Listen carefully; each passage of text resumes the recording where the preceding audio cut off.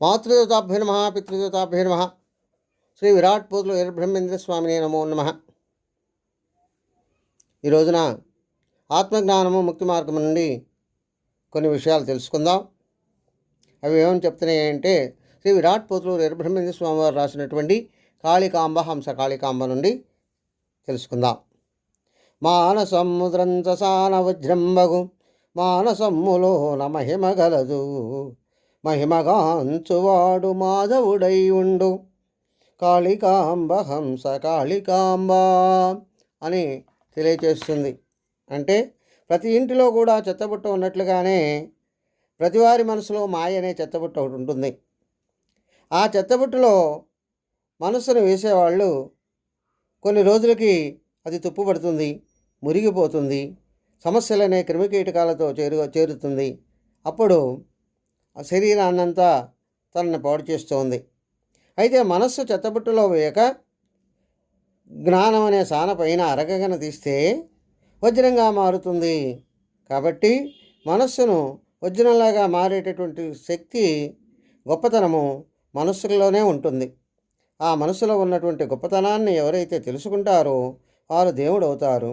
ఆ మనస్సుల కంటే వేరే గురువు లేరని తెలియజేస్తూ ఉంది. అదేవిధంగా ఇంకా ఏమని చెప్తున్నాయంటే, దారబంది కన్న తన ఇళ్ళు సంకెళ్ళు బంధువర్గమెల్ల ప్రహరిగోడ చిక్కి సృక్కి నరుడు నక్కల పాలవును, కాళికాంబ హంస కాళికాంబ అని తెలియచేస్తుంది.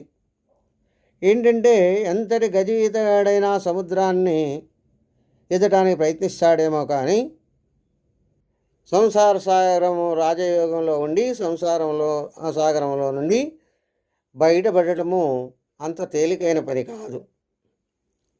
గృహస్థుని యొక్క పాటలు అన్నీ నేను చెప్పడానికి కూడా వల్ల కాదు.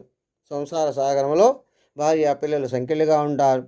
అదేవిధంగా అవి తెంపుకొని వారిని వదిలిపెట్టి ఎక్కడికైనా వెళ్ళాలి అంటే పోలేక ఇంటిలోనే బందీ అయి ఉంటారు. ఎవరైనా సంఖ్యలు తెంపుకొని బయటకు వెళ్తే బంధువర్గం అంతా ప్రహరీ గోడలాగా జైలు గోడల కంటే ఇంకా గట్టిగా ఉంటుంది. సంఖ్యల బంధాల వల్ల ఇక అతను అక్కడికి ఎక్కడికి పోలేక కర్మలోనే చెక్కుకొని కర్మలోనే ఉంటూ ఆ మాయలోనే పడి బయటికి రాలేక సతమవుతూ ఉంటాడని తెలియచేస్తుంది. కాబట్టి దీన్ని చేయాలి అంటే, తను బయటికి రావాలంటే గురువు అక్కడే. ఆ గురువు యొక్క శరణ కోరినప్పుడే తనకు మంచి జరుగుతుందని తెలియజేస్తుంది. స్వస్తి. సర్వే జనా సుఖినో భవంతు.